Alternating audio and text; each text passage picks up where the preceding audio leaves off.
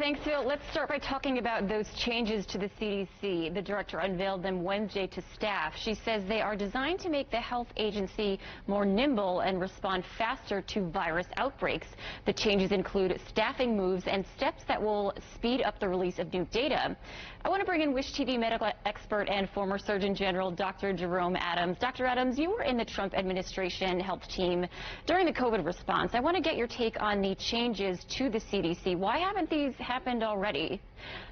Well, these changes are long overdue, and they're related to a number of issues. One of them is internal culture, and as you mentioned, the CDC Director Walensky has acknowledged that they need to do a better job of releasing scientific findings and data more quickly, translating that science into practical steps for the public, not academic recommendations, but real practical recommendations, and improving their communication. So internal problems are number one. Number two is chronic underfunding of public health.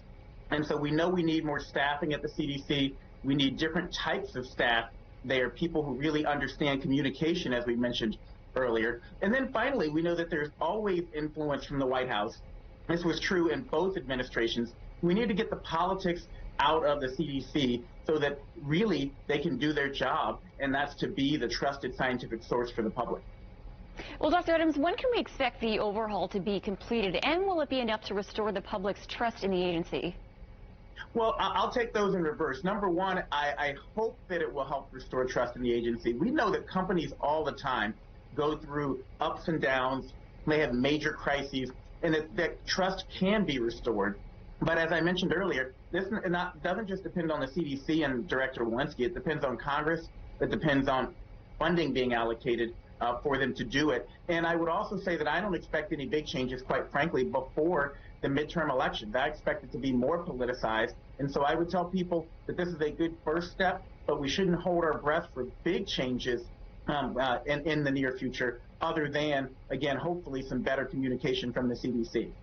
Well, let's talk about monkeypox. Latest numbers from the CDC show there are more than 13,000 confirmed cases in the U.S. Indiana hit a milestone Wednesday, passing 100.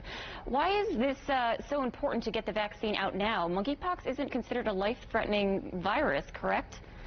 Well, there actually have been a few deaths reported due to monkeypox around the planet. But as you mentioned, it's not deaths that we're mostly worried about. We're worried about the fact that this can cause a real disfiguring rash and scarring for people. Some horrific pictures have been floating around out there, particularly among immunocompromised individuals who've gotten monkeypox. So important to remember that there are things other than death that you don't want. We also know that monkeypox can be incredibly painful for people when they have these lesions. So it's not something you want to get, and getting that vaccine out there as quickly as possible will help protect the people who are at risk. And it will also help us get control of this virus and get back to a place where monkeypox isn't a regular part of our life in this country the way it's become over the last several weeks and months. We want to stop this outbreak, squash it so that we can focus on other things, not just COVID, not just monkeypox, but chronic diseases like high blood pressure and like diabetes and cancer that are killing people. So, Dr. Adams, I know we're running short on time, but I have one more question. This has been a big week for you. I know you spent time with some big N names from the NFL talking about mental health. Talk to me about your experience and what we need to do to end the mental health crisis in our country.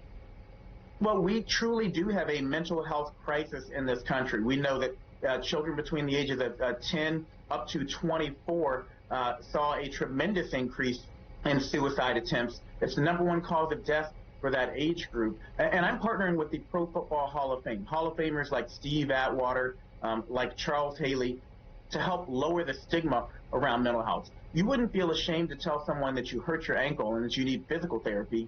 We shouldn't be ashamed to tell someone that we're depressed and that we may need to go see our counselor. If we can lower that stigma, we can help people understand that mental health is an appropriate part of overall health, then I think we'll get to a better place. We'll see less suicides, we'll see less overdose deaths, which also reached yet another tragic record last year. And I think we'll be in a better place as a society.